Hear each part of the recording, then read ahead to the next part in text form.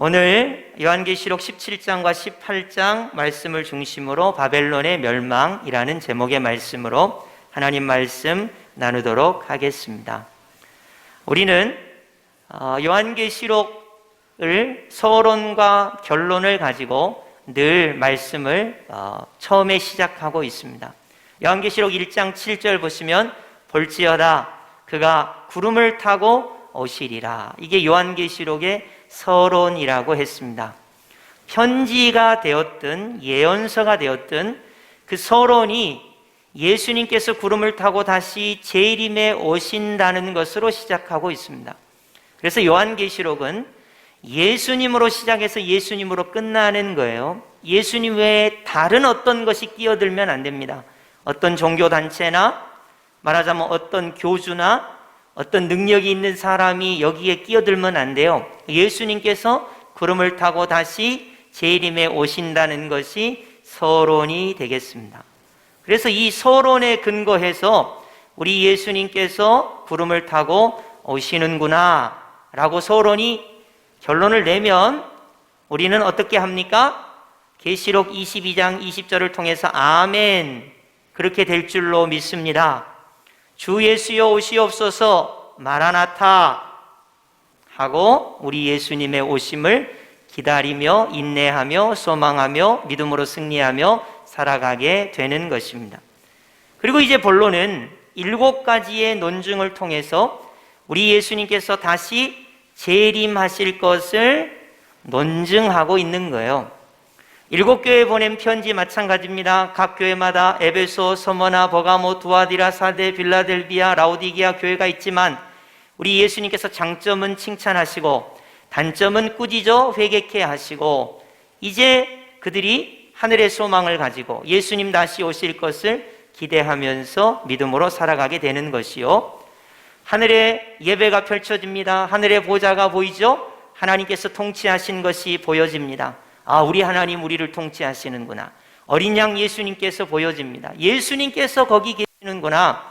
그리고 그 예수님께서 7인을 떼시는구나. 그 진노의 날에 누가 서리요? 누가 선다고요?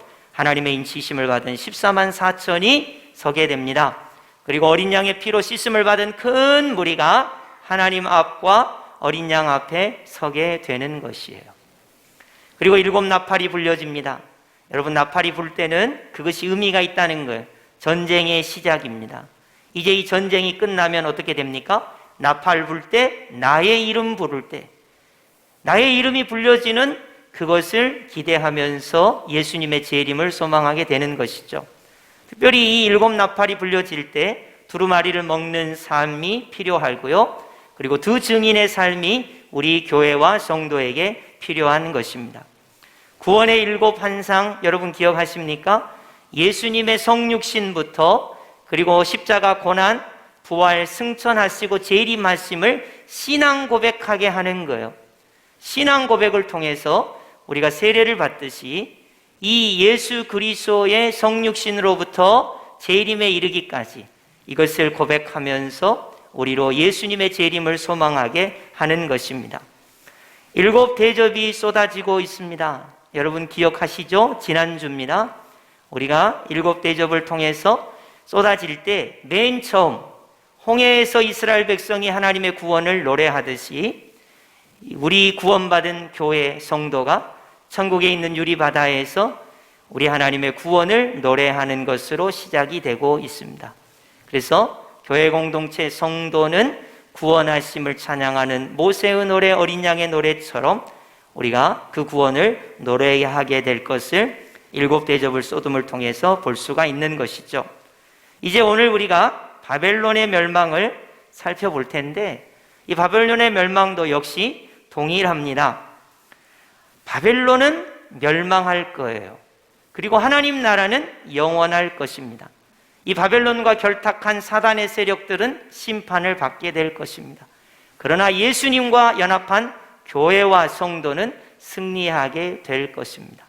그래서 예수님의 재림을 바라보면서 이제 바벨론의 멸망을 오늘 살펴보도록 하겠습니다.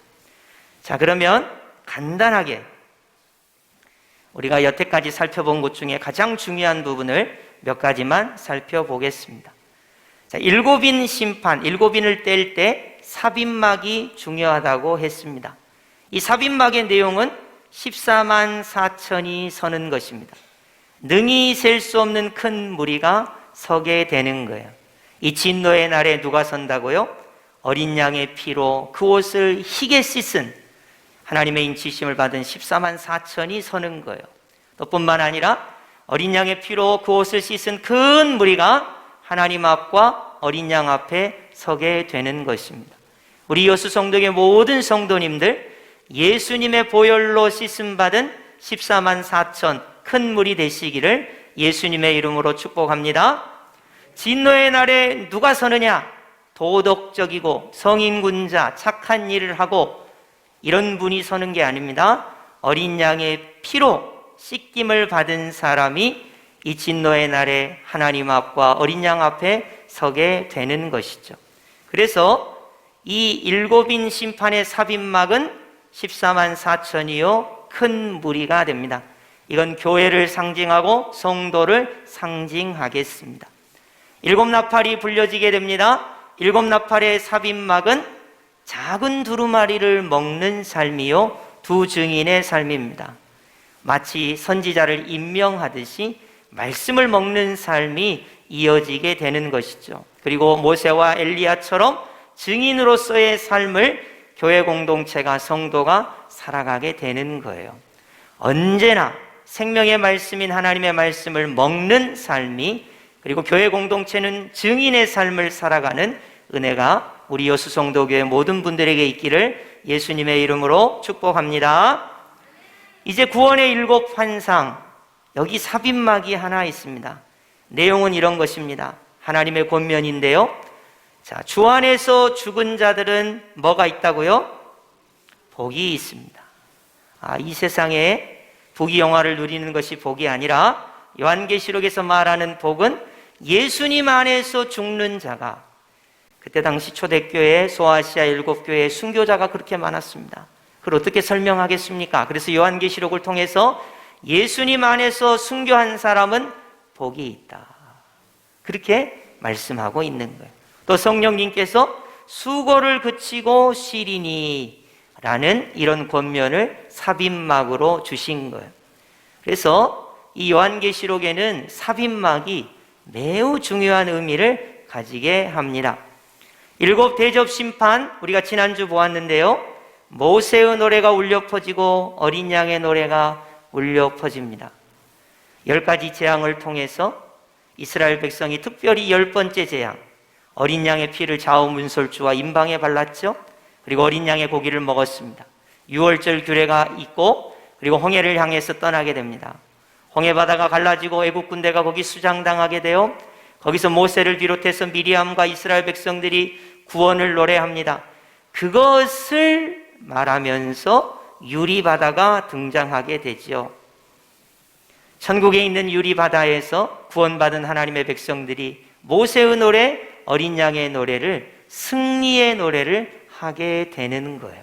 그래서 교회 공동체는 유리바닷가에서 승리의 노래, 구원의 노래를 하게 된다 하는 것을 말씀을 드렸습니다. 그래서 여태까지 우리가 본 것 중에 가장 중요한 것은 삽입막이나 권면, 이런 것들이 곳곳에 있어서 요한계시록이 두렵거나 무서운 게 아니라 성도들에게 인내를 요구하고 소망을 주고 믿음으로 승리할 수 있도록 곳곳에 이런 구절들이 보석처럼 빛나고 있는 거예요. 여러분, 14만 4천이 교회요, 성도요, 어린 양의 피로 씻음 받은 큰 무리가 교회요, 성도요, 이런 믿음을 가지고 요한계시록을 봐야 되고요. 나는 말씀을 먹는 삶이 되리라, 증인의 삶을 살리라, 이것이 요한계시록이 우리 성도들에게, 교회에게 주시는 말씀이고요.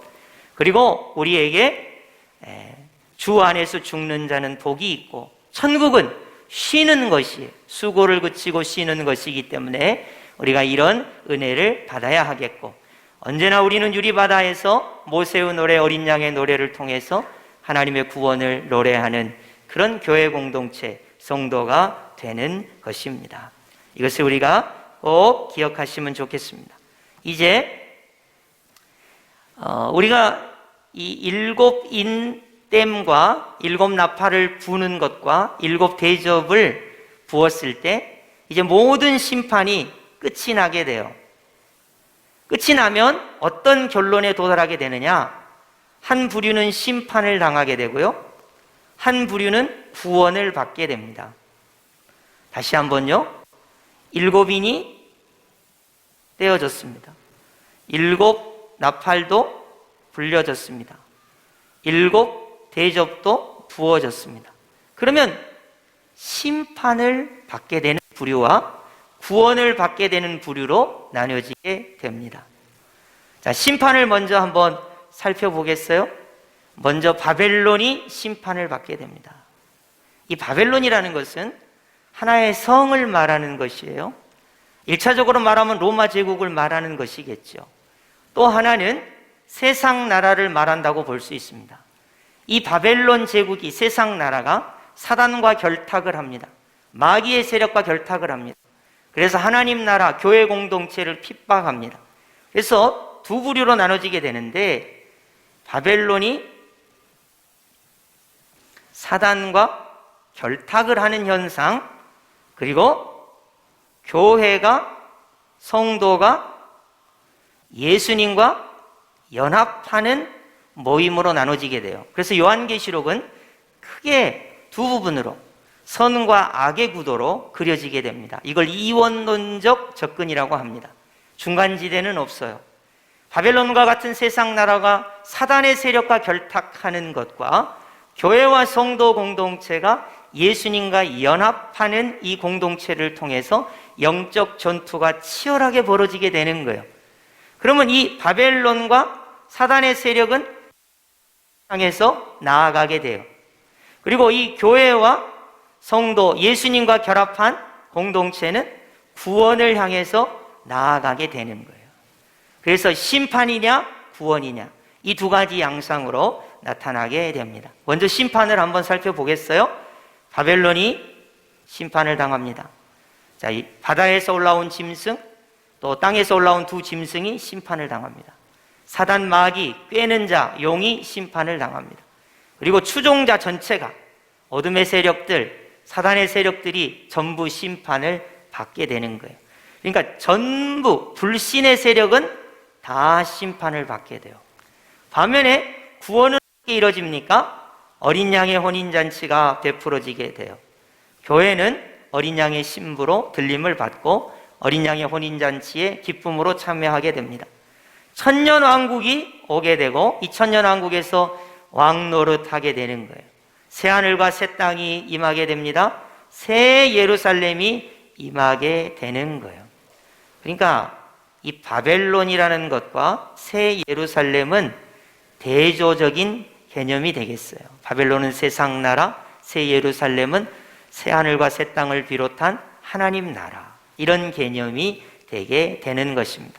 그래서 결국 심판이냐 구원이냐, 이것이 실제로 드러나게 되는 것이 바벨론의 멸망이 되겠습니다. 자, 그러면 바벨론의 멸망을 하나하나 살펴보도록 하겠습니다. 여러분 기억나십니까? 요한계시록 16장 18절에 일곱 번째 대접이 쏟아지니까 큰 지진이 있었죠? 그리고 19절에 큰 성 바벨론이 진노의 포도주 잔을 받게 됩니다. 그래서 여기 바벨론이 등장하게 돼요. 그래서 심판을 당하게 되는 거예요. 그러니까 일곱째 대접이 쏟아질 때 지진이 나타나게 되고 우박이 부어지게 되고, 그리고 큰 성 바벨론이 심판을 당하게 되는 거예요. 그러니까 일곱 대접 심판이 끝나면 그 다음에 당연히 나타나야 되는 것이 바벨론 성이 심판을 받는 내용이 되겠습니다. 자, 17장 1절 우리 다 함께 합독해 보겠습니다. 시작.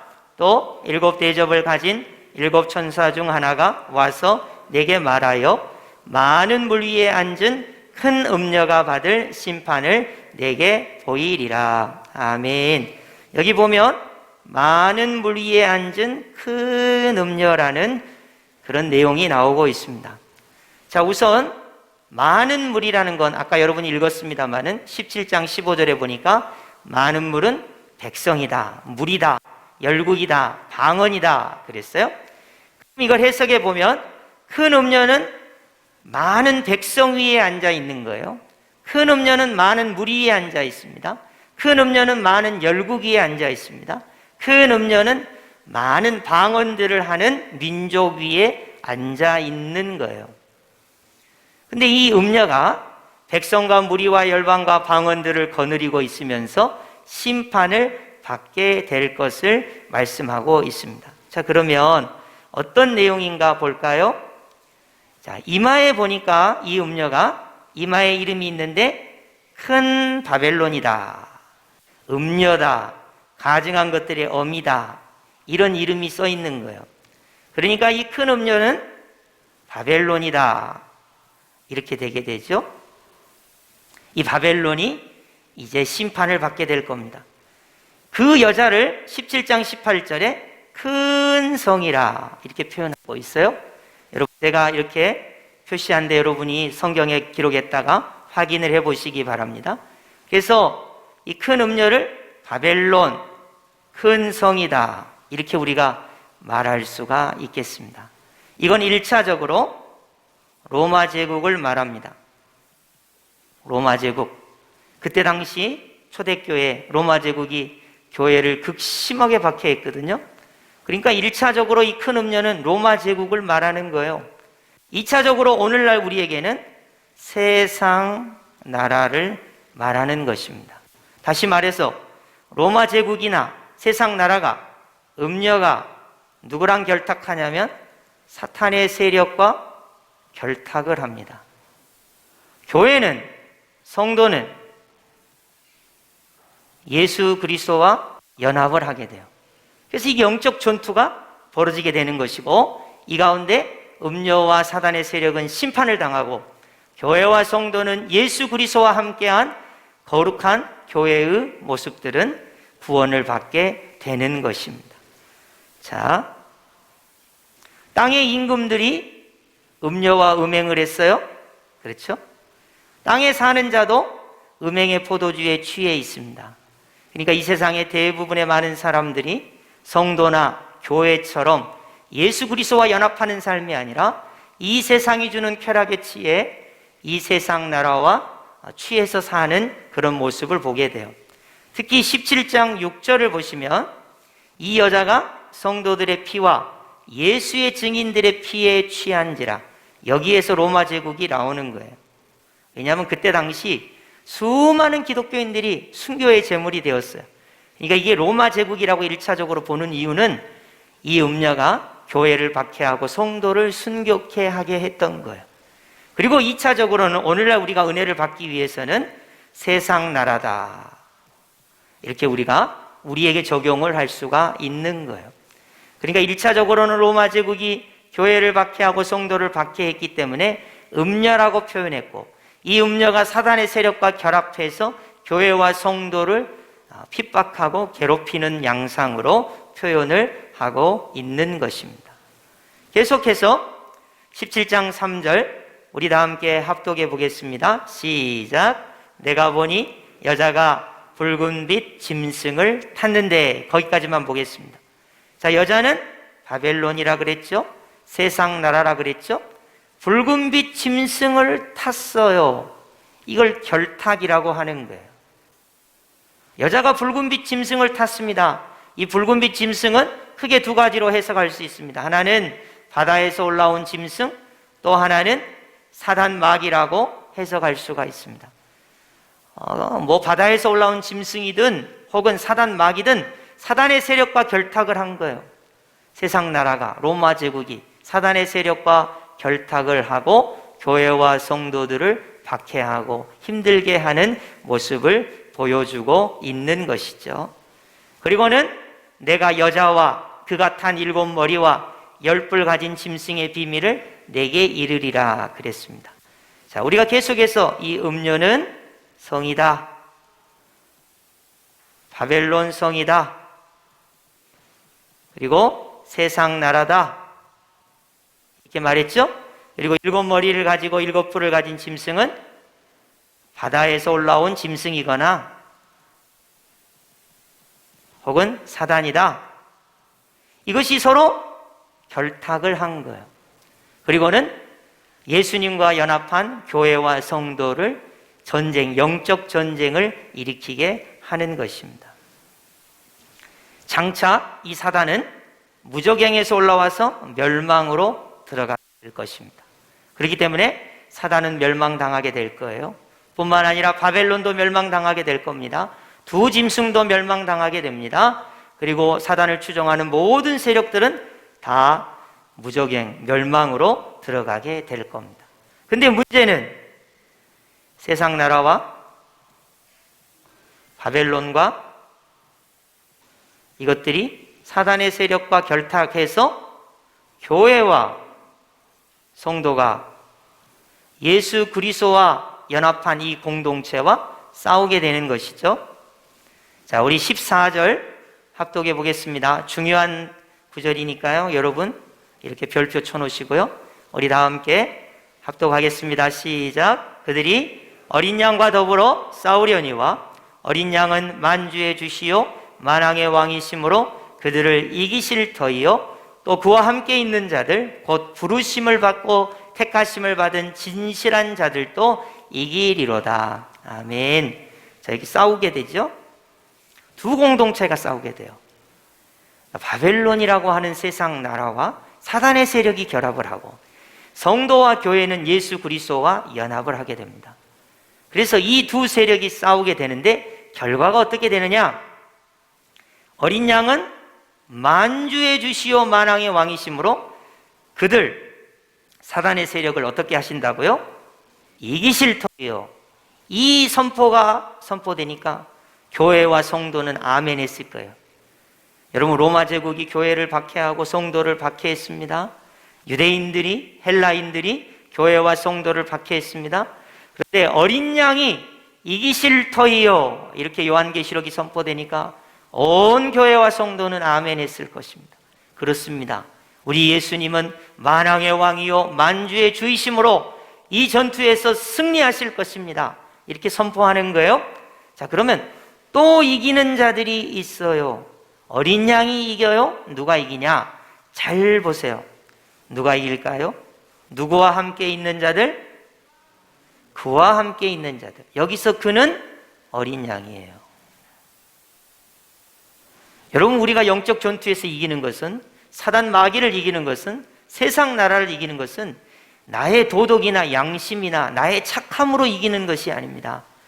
어린 양과 함께 하기에 어린 양을 믿기에 어린 양의 피로 씻음을 받았기에 세상을 이기고 사단 마귀를 이길 수 있는 거예요. 우리 예수님께서 이기십니다. 만왕의 왕이요 만주의 주이시기 때문에 교회도 이깁니다. 성도도 이깁니다. 왜냐하면 예수님과 함께 있기 때문에. 자, 예수님으로부터 부르심을 받았어요. 택하심을 받았습니다. 바로 교회입니다. 바로 성도입니다.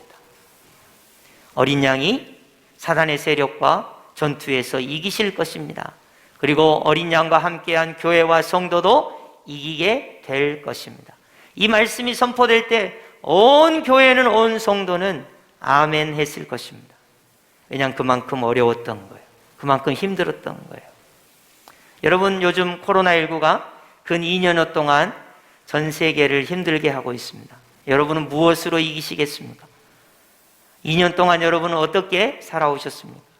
우리는 어떻게 보면 이 코로나19라고 하는 이 환경 속에서 우리 예수님께서 승리하신다. 그리고 그 예수님과 함께한 교회와 성도는 반드시 승리한다. 이긴다. 하는 이런 믿음을 가져야 하는 거예요. 그래서 세상 나라는 심판으로 마귀의 세력도 심판으로 그러나 교회와 성도는 반드시 구원받고 승리한다. 라는 논점을 이 요한계시록에서 말하고 있는 거예요. 교회는 승리한다. 성도는 승리한다. 자기 능력으로? 아니요. 어린 양이 함께 하시기 때문에 예수님을 믿는 믿음으로 승리하게 되는 것입니다. 여러분의 삶에 어떤 상황이 펼쳐지더라도 어린 양 대신 예수님을 믿는 믿음으로 승리하는 은혜가 있기를 예수님의 이름으로 축복합니다. 이것이 매우 중요한 것입니다. 자, 그러면 심판을 받는 세력이 있고 구원을 받는 부분들이 있습니다. 한번 볼까요? 자, 어린 양의 혼인잔치가 19장에 펼쳐지게 돼요. 이제 교회는 어린 양의 신부로 어린 양의 혼인잔치에 참여하게 됩니다. 사단의 세력들, 두 짐승, 사단의 추종자들, 바벨론은 멸망을 당하지만 교회와 성도는 어린 양의 혼인잔치에 참여하게 돼요. 천년왕국이 오게 됩니다. 여기서 왕 같은 그런 다스림이 있게 되고 새하늘과 새 땅, 새 예루살렘이 교회와 성도에게 영원히 주어지게 되는 거예요. 구원의 역사가 나타나게 되는 것입니다. 자, 이제 바벨론이 무너지는 것을 보겠습니다. 자, 힘찬 음성으로 외쳐 이르되 무너졌도다 무너졌도다 큰 성 바벨론이요. 여러분, 세상 나라는 멸망합니다. 자, 그랬더니 여기 관계자들이 있어요. 관계자들. 자, 큰 성 바벨론의 관계자들, 왕들, 상인들, 그렇잖아요? 로마 제국을 떠받들고 세상 나라를 떠받드는 왕들, 상인들이 있습니다. 이들이 이제 슬퍼하게 됩니다. 여기 보면 왕들이 탄식을 해요. 바벨론이여, 한 시간에 내 심판이 이르렀다. 그러면서 왕들이 바벨론이 멸망할 때 탄식하게 됩니다. 여러분, 이 세상 나라가 멸망하게 돼요. 너무 깊이 이 세상 나라를 사랑하지 마세요. 바벨론이여, 한 시간에 내 심판이 이르렀다. 상인들도 애통합니다.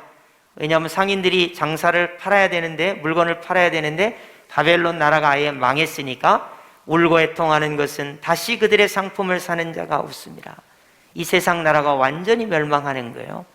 여러분, 하나님 나라가 도래하면 이 세상 나라에서 하는 그런 상업행위가 다 그치게 되는 것이죠.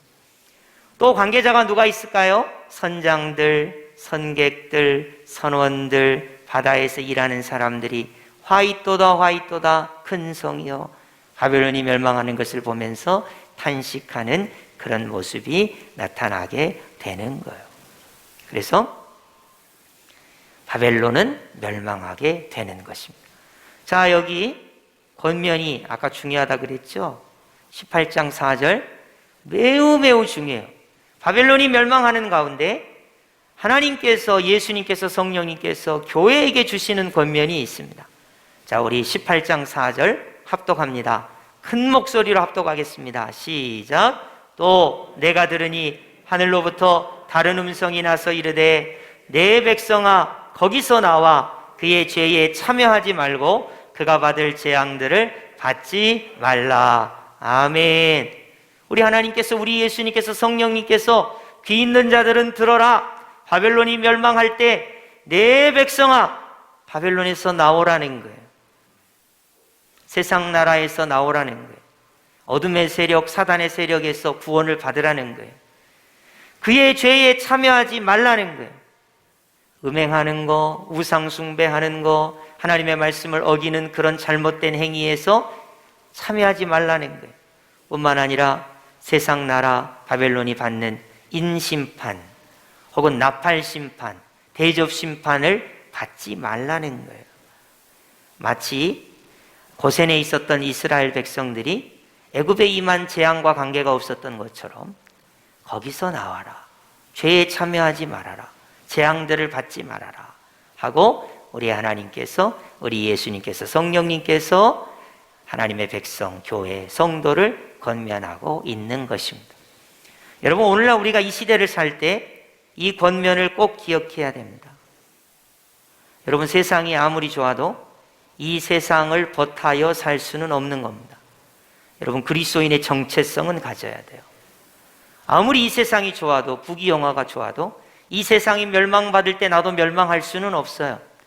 반드시 그리스도인의 정체성, 어린 양의 피로 씻음 받고, 그리고 사단의 세력과 결탁한 세상 나라가 멸망할 때 우리는 예수님을 믿음으로 구원받는 믿음을 가져야 하는 거예요. 그렇기 때문에 음녀라고 하는 거, 세상 나라라고 하는 거 달콤합니다. 그리고 우리에게 좋은 것을 주는 것 같습니다. 그러나 사단의 세력과 결탁하고 우리를 지옥으로 끌고 가는 거예요. 그러니까 이원론이라 그랬죠. 성도, 교회는 예수님과 연합하여 천국을 향하여 가는 삶이고, 세상 나라는 사단의 세력과 결탁해서 지옥을 향해서, 심판을 향해서 가는 것입니다. 그래서 거기서 나와라, 죄에 참여하지 말아라, 재앙들을 받지 말아라 라고 권면을 하고 있는 것입니다. 자, 우리 하나님은 어떤 하나님이신가? 죄를, 불의한 일을 기억하시는 하나님. 우리 하나님은 심판하시는 하나님, 우리 하나님은 사랑하시는 하나님, 용서하시는 하나님, 그러나 죄와 불의를 기억하시는 하나님, 행위대로 갚아주십니다. 갑절이나 그에게 심판하십니다. 그래서 바벨론도, 세상 나라도, 사단 마귀도, 마귀를 추종하는 모든 세력도 하나님의 심판을 받게 될 것입니다. 자, 18장 8절 우리 합독해 볼게요. 시작. 그러므로 하루 동안에 그 재앙들이 이르리니 곧 사망과 애통함과 흉년이라, 그가 또한 불에 살라지리니 그를 심판하시는 주 하나님은 강하신 자이심이라. 아멘. 여러분, 심판하시는 하나님. 여기 인이나 나팔이나 대접이나 이런 것들이 다 있는 거예요. 그 재앙들이 이루리니, 하루 동안에. 그래서 하나로 보는 겁니다. 심판하신 하나님은 강하신 자이시기 때문에 심판하시는 것입니다. 여러분, 우리 하나님은 두 가지 속성을 가지고 계세요. 하나는 공의, 하나는 사랑입니다. 우리 하나님은 죄를 용서하지 않으십니다. 견딜 수가 없어요. 그 죄를 반드시 심판하셔야 돼요. 그런데 우리 하나님은 사랑이 충만하셔서 그 죽어가는 영혼들을 두고 볼 수가 없어서 독생자 예수 그리스도를 사랑하는 마음으로 십자가에 못 박아 죽게 하셨습니다. 그래서 공의의 하나님은 죄를 보실 수가 없어요. 그러나 사랑의 하나님은 그 죄를 보시고 용서하시는 거예요. 그래서 하나님이 공의로우시다면 심판이 반드시 이루어져야 돼요. 하나님께서 사랑이 많으시다면 용서하시고 십자가 복음이 선포돼야 하는 것입니다. 그래서 심판하시는 하나님이라고 말하고 있습니다. 자, 반면에 심판을 당한 자들은 탄식하고 울고 부르짖지만 구원받은 하나님의 백성은 어떻게 됩니까? 하늘과 성도들과 사도들과 선지자들아, 여기다가 더하면 교회들아, 성도들아, 즐거워하라. 왜요? 하나님이 너희를 위하여 심판을 행하셨습니다. 심판하시며 구원하시기 때문에. 심판의 날은 사단과 세상 나라는 심판의 날이지만 그날은 예수님이 재림하시는 날이요, 교회와 성도는 구원을 받는 날이 되는 것입니다. 그래서 즐거워하라, 이렇게 하게 되는 것이죠. 자, 이제 정리를 해볼까요? 심판은 바벨론이 심판받습니다. 바다에서 올라온 짐승, 땅에서 올라온 짐승 심판을 받습니다. 사단이 심판을 받습니다. 사단의 모든 추종자가 심판을 받게 됩니다. 반면에 교회와 성도는 구원을 얻게 됩니다. 어린 양의 혼인잔치에 참여하고 천년왕국에서 왕노릇하고 새하늘과 새 땅, 새 예루살렘이 우리 가운데 도래하게 되는 것입니다. 그래서 이 세상 나라와 사단의 세력은 심판을 받는다. 그것을 한 문장으로 바벨론의 패망, 이렇게 말하는 거예요. 교회와 성도는 구원에 동참하게 되는 것입니다. 말씀을 맺겠습니다. 여러분, 우리가 이 세상을 살아가죠? 이 세상을 사는 날 동안 우리가 어떤 기대를 가져야 되냐면 이 세상의 사람들을 불쌍히 여기고 긍휼히 여기는 마음을 가져야 해요. 왜냐하면 이 세상의 나라는 사단과 결탁해서 결국 심판을 향해서, 멸망을 향해서 달려가거든요. 교회와 성도는 예수님의 십자가 보혈을 믿음으로 구원받아요. 그러니까 이 세상이 얼마나 불쌍합니까? 여러분, 돈이 많다고, 권력이 있다고 그들을 부러워하지 마세요. 예수님이 없으면 심판당하고 멸망당합니다. 그렇기 때문에 우리 교회 공동체는 그들을 긍휼히 여기고 불쌍히 여기고 전도의 선함으로 혹은 선교의 선함으로 그들이 지옥 가지 않도록, 멸망당하지 않도록, 심판받지 않도록 최선을 다해 예수 그리스도를 알려야 하고 전도하고 선교해야만 하는 거예요. 세상의 부귀영화 연락을 너무 좋아하지 마십시오. 죄악의 날을 빠뜨리지 마십시오. 예수님께서 재림하시는 그날이 온다면 거기서 나와야 돼요. 죄를 지어서는 안 됩니다. 그리고 그 재앙 가운데 우리가 심판받아서는 안 되는 것입니다. 어린 양의 피로 씻음받은 14만 4천, 어린 양의 피로 씻음받은 큰 무리, 말씀을 먹는 두 증인의 삶을 살아가면서 우리는 교회로, 성도로 부르심을 받았습니다.